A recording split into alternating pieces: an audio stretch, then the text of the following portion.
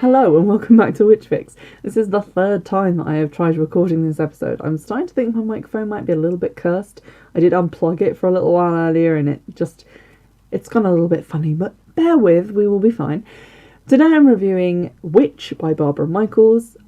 I'm just going to open by saying I don't really like books that just have like one-word titles, especially one-word titles that are insanely generic and very popular, in that I currently have two other books in my to read pile called just Witch, and I have already reviewed one as well. So this did not fill me with good feelings about the content of the book and whether it was going to be so original or not. This book was actually published in 1989, and I didn't know a huge amount about it going in. The blurb is kind of not terribly informative about the actual content of the book, but from what I could gather from it, I was kind of expecting another book like, oddly enough, The Witches, which also had a generic title that it shared with other things, where it was sort of like, you know, an evil satanic witch cult in a town, and this woman was going to move there and have all sorts of problems. But that's not actually what happened. I'm going to read you the blurb now, just so you get an idea of where I was at when I started reading this. For Ellen March, the secluded old house nestled in the pine woods is more than the dream home she's long been searching for. It's an escape, a chance to start over, to forget the pain of her failed marriage and enjoy the restful pace of small-town living. Here, too, is a golden opportunity to get to know Norman Mackay, her handsome and worldly new neighbour. But after dark, in Ellen's perfect house, strange visions invade her restless mind. Silent strangers moving through the twilight shadows, the ghostly figure of a woman, and a spectral white cat. Ellen came here hoping to bury the past, but something terrifying has taken its place. Her safe haven has become her prison, and there is no escape. Having finished the book today, I can say with 75% certainty that whoever wrote that blurb hadn't read the book, because it's not very representative of the actual plot. But there we go. I had a little bit of an issue getting into this book because although it was published in the late 80s, like basically nearly the 90s, and it's set in America, it kind of reads a lot like The Witches. Like, it kind of reads like it was set in the 1960s and was written then and is based in England, because there's a lot of like people just talking in a very stilted and very formal way with people that they wouldn't necessarily be so formal with, and especially in the opening chapters it reads like the writer has used a thesaurus on literally every fucking word. And I actually read a section of this out loud to my family, because I was like, can you believe that this is what someone has decided to write their book like? So here's a short excerpt from the start of the book, just to let you know sort of where I was at when I started reading this. The map had been adequate. Ellen glanced at it once more. Yes, this had to be the place, and she might as well stop procrastinating. There was still no sign of life from the house. Although she was mildly apprehensive about the eccentric Ed, she hoped he was at home. It would be maddening to have made the trip for nothing. She got out of the car, dropped her cigarette on the ground, and stepped on it, and then jumped back as the voice shook the air. "Madam, kindly do not drop pollutants on my property." Ellen glanced wildly about the clearing. There was no one in sight. However, a shuddering movement in the rose bushes suggested the possibility of a person behind them. Obediently, she bent over and picked up her cigarette butt. Her white gloves were not improved by the gesture. A more violent shudder of the roses produced obstetrically a human form. This was no baby. It was a tall, erect old man with gold-rimmed spectacles and an incredible beard. As Ellen approached, she noticed that the spectacles were held together with tape and that the beard was curly.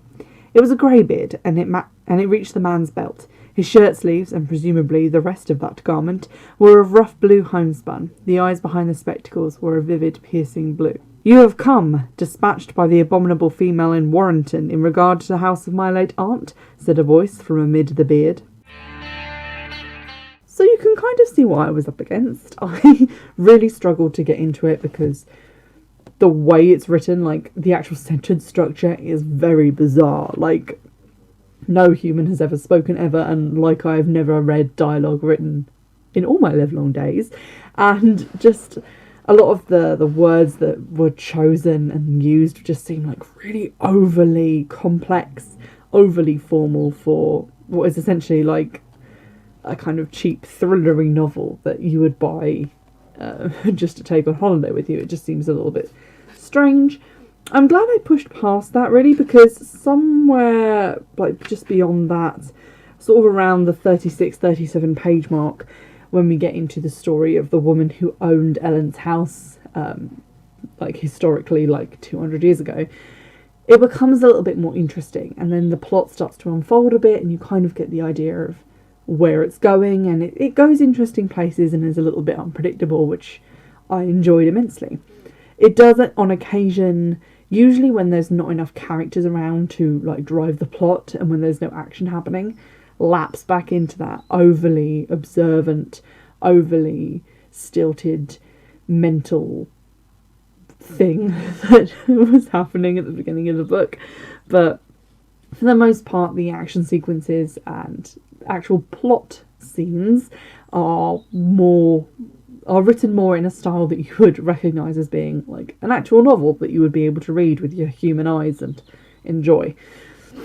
So the blurb on the back of the book doesn't really tell you anything about the plot. For example, it says that she's there to escape and start over from a failed marriage, but her husband is literally never mentioned, well, her ex-husband, because it's mentioned that she's divorced and that she has been living for the last 10 years with her brother-in-law and his 2 children, and her daughter, because her sister has died, and so she's moved in to like take care of them, and that she has kind of a flame burning, like she carries a torch for her brother-in-law, but obviously because of the complicated nature of the relationship, she's not really making a move.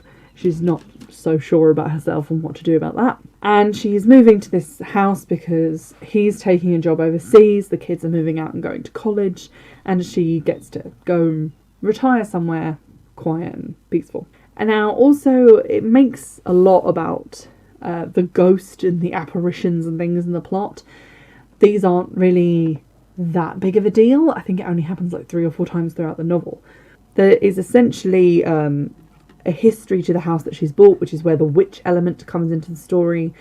Essentially, 200 years previously, her house was built by a frontiersman, or sort of early American pioneer guy, who married a woman who was foreign, apparently from some sort of Catholic Spanish-speaking country, so like Spain, or maybe Italy. Oh no, they don't speak Spanish there, but it's not really clear what language is involved here, but just that it was a Catholic country and very foreign.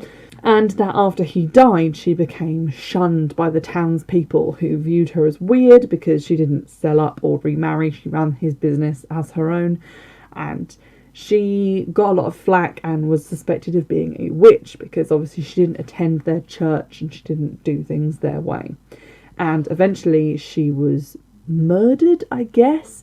I'm going to trigger warn because there are some mentions of suicide, because it's unclear as to what actually happened to her at certain points in the novel, whether she was murdered or whether she killed herself. So be warned going in. And through this story, it's kind of like a foreshadowing event of Ellen's relationship with the actual community, because they have this like weird church, which is like the Church of the Wrath of God, and it's essentially like a very strongly right-wing church in that they don't like Jewish people, they don't like any other branch of Christianity that isn't their specific church, they hate all other ethnicities except white people, and they basically just don't like women at all. So that's sort of what she's up against when she moves there. Now, there are several layers to the plot, and I don't want to give away any spoilers in case you decide to go and read it for yourself, because some of the plot events were genuinely surprising. Like, I did not see them coming. It was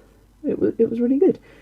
I wouldn't say that the plot revolves around a haunting or entirely around the witch story, but the way those elements are drawn into it and worked through the plot definitely gave it a really good witchy feel.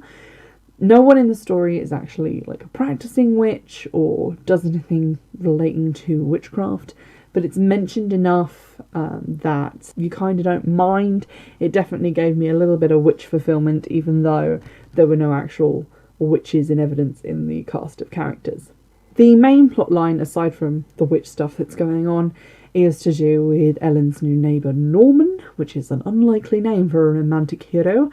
But he is the guardian of his nephew, who's called Tim. Tim is a bit of a problem child. He has been accused of various violent crimes around town and of hurting animals and doing various other things that you would usually see in someone who is about to star in an episode of Criminal Minds.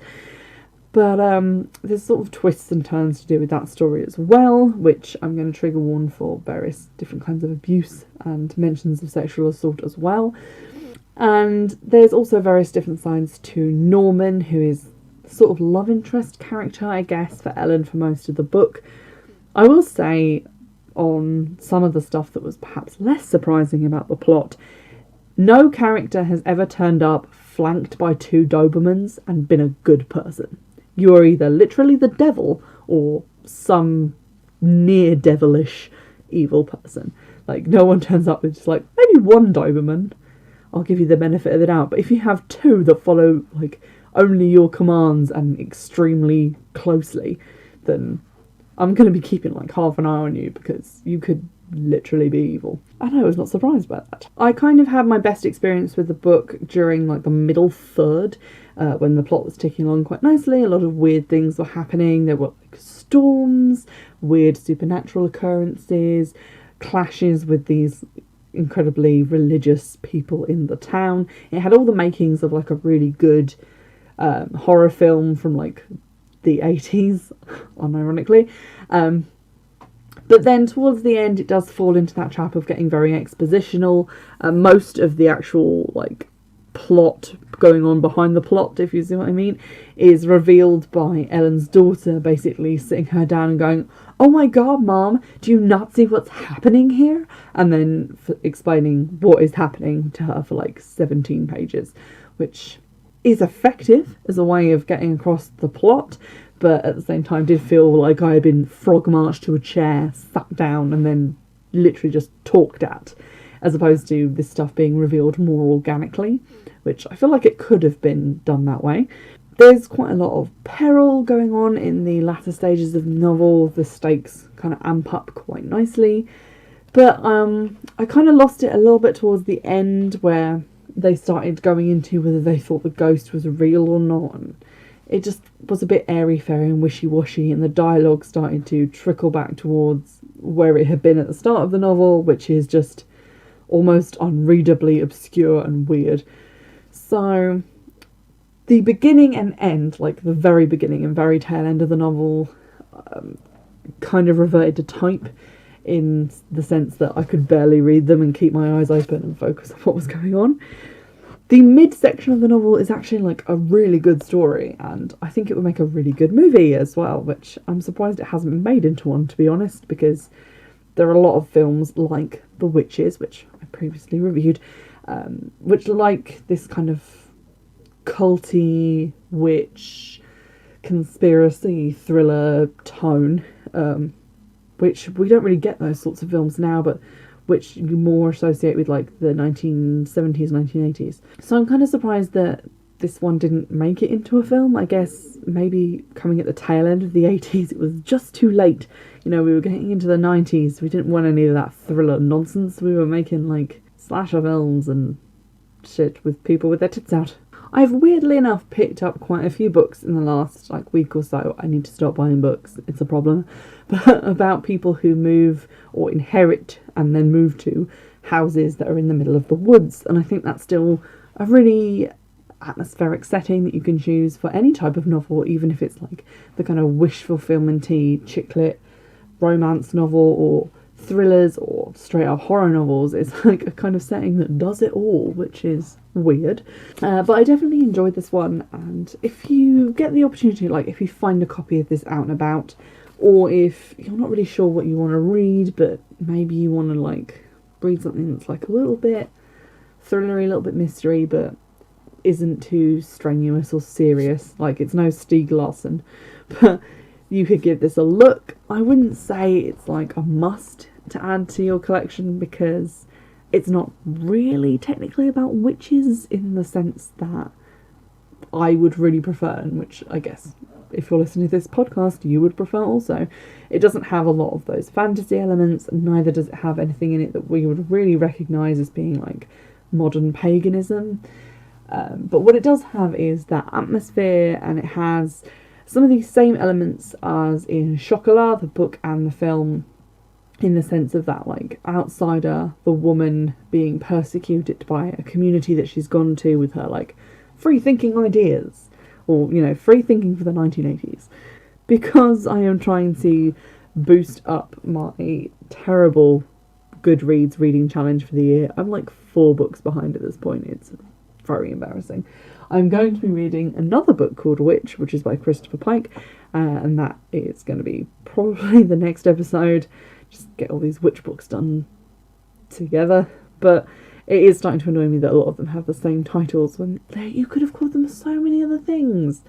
And just calling it Witch is a little bit unimaginative. I'm also going to start doing reviews where I bundle different spell books together, because I feel like I've done some reviews of like individual spell books, but a lot of them are quite generic and there's not really a lot to say about them. So I'm going to try and do them in like 2s and 3s, try and get them together with the same theme so that you're getting a little bit more content per episode.